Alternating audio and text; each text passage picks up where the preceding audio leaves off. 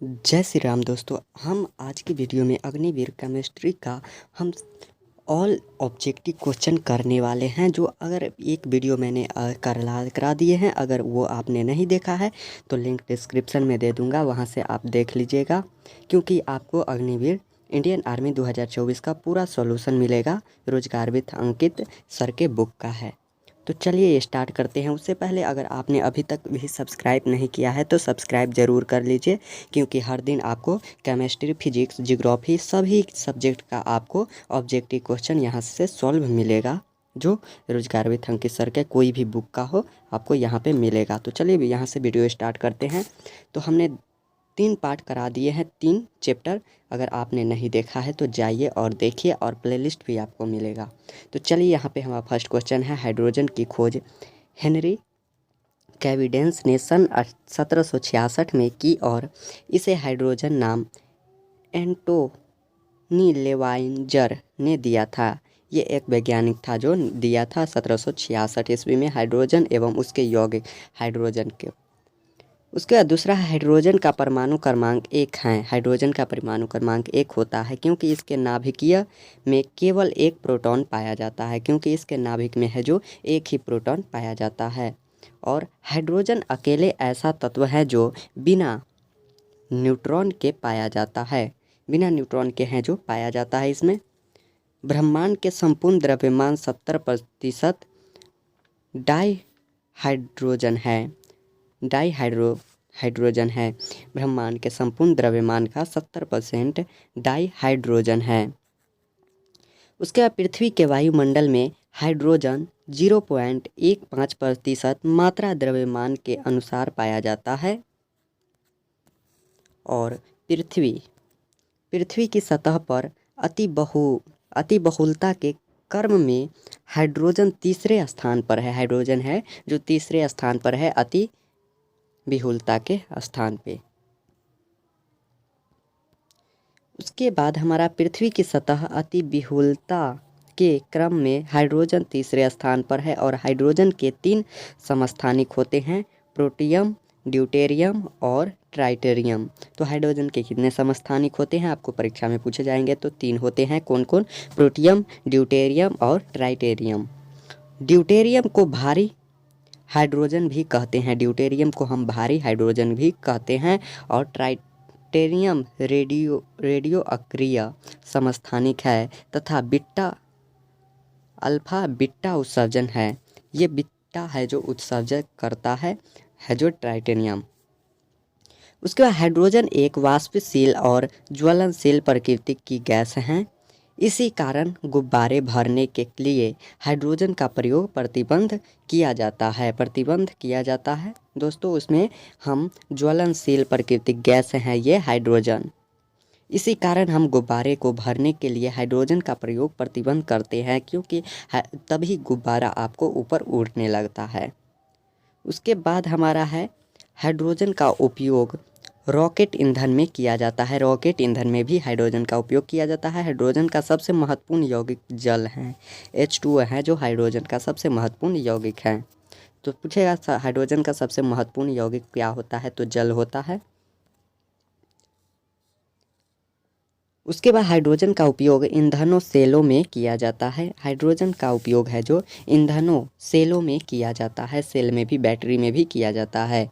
और पृथ्वी की सतह लगभग 71% जल है, जिसका 97% समुद्र में है। जिसका है जो 71% जल है, और 71% को जब हम 100 में डिवाइड करते हैं तो उसमें से 97% है जो समुद्री जल है। बाकी बाद 2.95% है जो पीने लायक पानी है, बाकी बाद अदर है। उसके बाद पृथ्वी का केवल 3% जल ही पीने लायक है, 3% ही जल पीने लायक है, इसमें से भी थोड़ा कम है।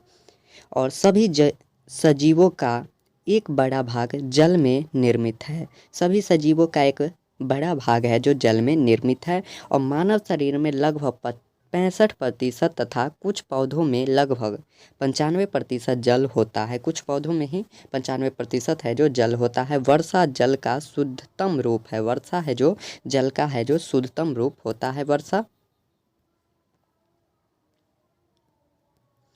शुद्ध अवस्था में जल उदासीन होता है, यानी कि शुद्ध अवस्था में है जो जल उदासीन होता है तथा इसका पीएच मान हमारा 7 होता है। और जल पृथ्वी पर ठोस, द्रव और गैस तीनों अवस्था में पाए जाते हैं, जल हैं। और अगला है हमारा, जल को सर्वविलायक कहा जाता है। जल को क्या कहा जाता है? सर्वविलायक, क्योंकि अनेक पदार्थ इनमें घुल जाते हैं, क्योंकि कोई भी पदार्थ है जो जल में घुल ही जाते हैं। उसके बाद अगला है, वह जल जो साबुन के साथ सरलता से साग बनाता है परंतु जल कहलाता है, मृदु जल कहलाता है। वह जल जो साबुन के साथ सरलता से साझा झाग बनाता है वह मृदु जल होता है, मृत्यु जल होता है। उसके बाद अगला है, वह जल जो साबुन के साथ सरलता से झाग नहीं बनाता है उसे कठोर जल कहते हैं। साबुन के साथ सरलता से झाग नहीं बनाता है तो उसे हम कठोर जल कहते हैं। अगर वह सरलता से झाग बनाता है तो उसे हम मृदु जल कहते हैं। उसके बाद आगे हमारा है, जल की कठोरता 2 प्रकार की होती हैं, अस्थायी कठोरता और अस्थायी कठोरता होती हैं। जल की कठोरता 2 प्रकार से होती हैं, अस्थायी कठोरता और अस्थायी कठोरता। जल की अवस्था कठोरता कैल्शियम और मैग्नीशियम के बाइकार्बोनेट के कारण होता है। आगे है, जल की अवस्था कठोर को उबालकर तथा क्लार्क विधि द्वारा दूर किया जाता है। क्लार्क विधि द्वारा है जो दूर किया जाता है। और जल की अस्थायी कठोरता कैल्शियम और मैग्नीशियम के क्लोराइड, सल्फेट तथा नाइट्रेट के कारण होता है। उसके बाद धोवन सोडा विधि सोडियम कार्बोनेट के उपचार के द्वारा जल की अस्थायी कठोरता को दूर किया जाता है, धोवन सोडा विधि से। उसके बाद अगला हमारा है परम्यूटिव विधि, जियोलाइट विधि या आयन विधि भी कहते हैं। इसको हम जो जियोलाइट विधि या आयन विधि हम कहते हैं परम्यूटिव विधि को। इस विधि के द्वारा जल की अस्थायी कठोरता को दूर किया जाता है। इस विधि के द्वारा जल की अस्थायी कठोरता को दूर किया जाता है। कैल्गोनिक विधि, इस विधि द्वारा जल की अस्थायी कठोरता को दूर किया जाता है। कैल्गोन विधि द्वारा जल की अस्थायी कठोरता को दूर किया जाता है। और संश्लेषित रेजिन विधि द्वारा जल की अस्थायी कठोरता को दूर किया जाता है। यानी कि इन तीनों से हैं जो अस्थायी कठोरता को, जल की अस्थायी कठोरता को दूर किया जाता है। आपको यहाँ भी अस्थायी और अस्थायी दिखाई दे रहा होगा। संश्लेषित रेजिन विधि और कैल्गोनिक विधि और परम्यूटिक विधि। उसके बाद ब्लू आइस वायरस मुक्त तथा बर्फ का सबसे शुद्ध रूप होता है, बर्फ का सबसे शुद्ध रूप होता है दोस्तों। उसके बाद ब्लू आइस ग्रीनलैंड में पाया जाता है तथा इसका उपयोग विस्की बनाने में किया जाता है, यानी दारू बनाने में किया जाता है, जो हम शराब कहते हैं। हाइड्रोजन का अन्य यौगिक हाइड्रोजन पेरोक्साइड H2O2 हैं, जिसका खोज 1818 ईस्वी में थोनार्ड ने की थी।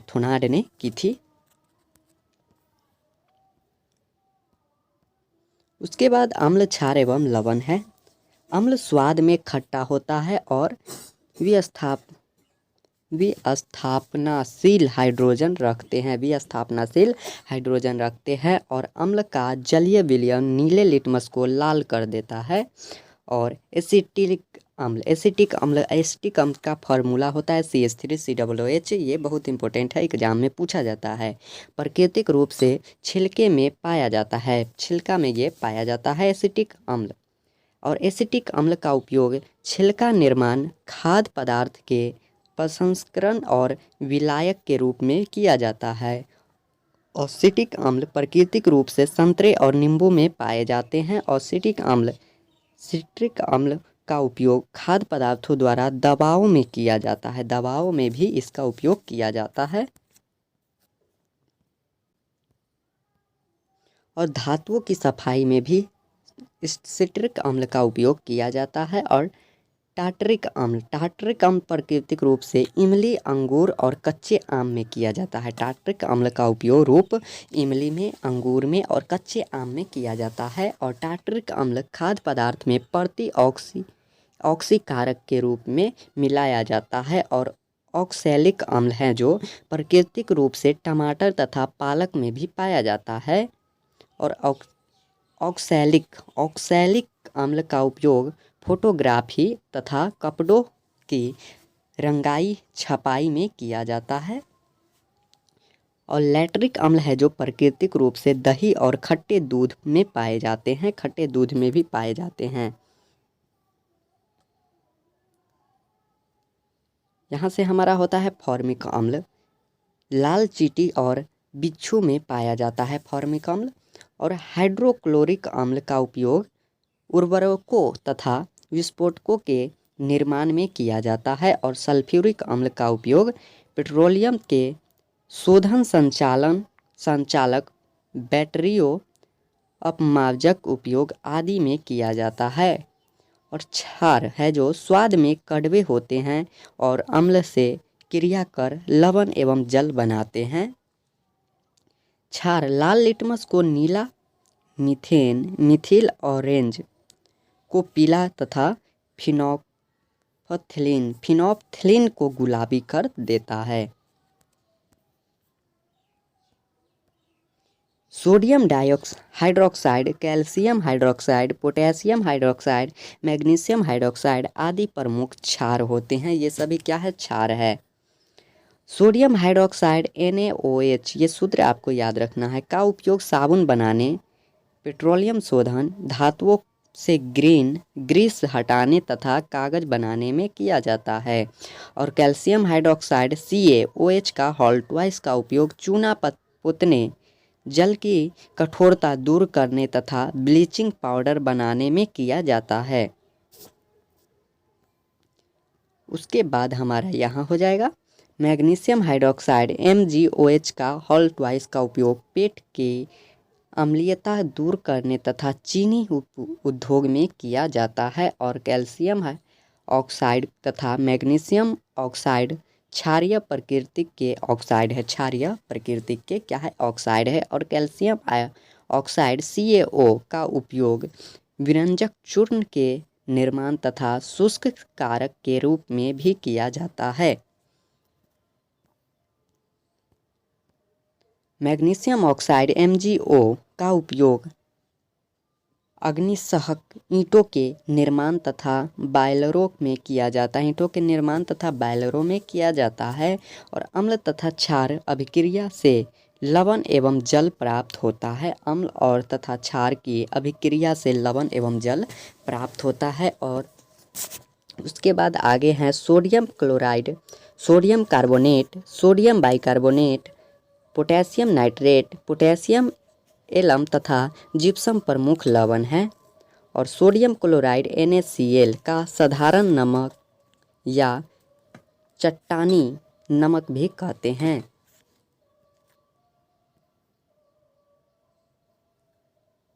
चट्टानी क्या है? नमक भी कहते हैं। उसके बाद सोडियम क्लोराइड का उपयोग भोज्य पदार्थ संरक्षण तथा खाने के रूप में भी किया जाता है। सोडियम क्लोराइड का उपयोग है जो भोज्य पदार्थ तथा के संरक्षण तथा खाने के रूप में भी किया जाता है, ये आपको याद रखना है। उसके बाद है सोडियम कार्बोनेट, इसका सूत्र आपको जरूर याद रखना है, Na2CO3 × 10H2O का है सोडियम कार्बोनेट का सूत्र। इसका उपयोग है जो जल की अस्थायी कठोरता दूर करने, साबुन तथा कांच उद्योग में किया जाता है। और सोडियम कार्बोनेट का उपयोग कपड़े धोने में किया जाता है, इसीलिए इसे धावन सोडा या धोवन सोडा, धोने का सोडा भी हम कहते हैं। और सोडियम बाइकार्बोनेट NaHCO3 का उपयोग पेट की अम्लीयता दूर करने में और अग्निशामक यंत्रों में किया जाता है। और सोडियम बाइकार्बोनेट को खाने का सोडा या बेकिंग सोडा भी कहते हैं। और पोटेशियम नाइट्रोट KNO3 का उपयोग विस्फोट बनाने तथा उर्वरक के रूप में भी किया जाता है। और पोटास एलम या फिटकिरी का उपयोग कीटाणुनाशक तथा जल को शुद्ध करने में किया जाता है। और जिप्सम का सूत्र आपको याद रखना है, पूछा जाता है CaSO4 × 2H2O का उपयोग टूटी हड्डियों को जोड़ने, उर्वरक के निर्माण तथा plaster of Paris CaSO4 1/2 2 half H2O बनाने में किया जाता है। तो चले एक क्लास और होगा जिसमें आपका पूरा का पूरा केमिस्ट्री यहाँ पे ख़त्म होगा। केमिस्ट्री आपको एक क्लास और लगेगा जिसमें हम पूरे केमिस्ट्री को ख़त्म करेंगे। उसके बाद हम फिजिक्स में चलेंगे। अगर आपने अभी तक ऑब्जेक्टिव वीडियो इन सभी का नहीं देखा है, फिजिक्स, केमिस्ट्री, जियोग्राफी, हिस्ट्री और पॉलिटिका और इकोनॉमिक्स का, तो जाइए और प्लेलिस्ट में आपको ऑल टू ऑल ऑब्जेक्टिव मिल जाएगा, जहां से आप अच्छी खासी, वहां से आपको एक भी क्वेश्चन नहीं छूटेगा अग्निवीर में। तो जाइए और देखिए। और SSC GD का भी अगर आप तैयारी करना चाहते हैं और अगस्त में आपको वैकेंसी आएगा, उसका अगर आप तैयारी करना चाहते हैं तो जाइए और वीडियो देखिए, आपको सारा का सारा वीडियो आपको मिलेगा। तो चलिए मिलते हैं नेक्स्ट वीडियो में। जय श्री राम।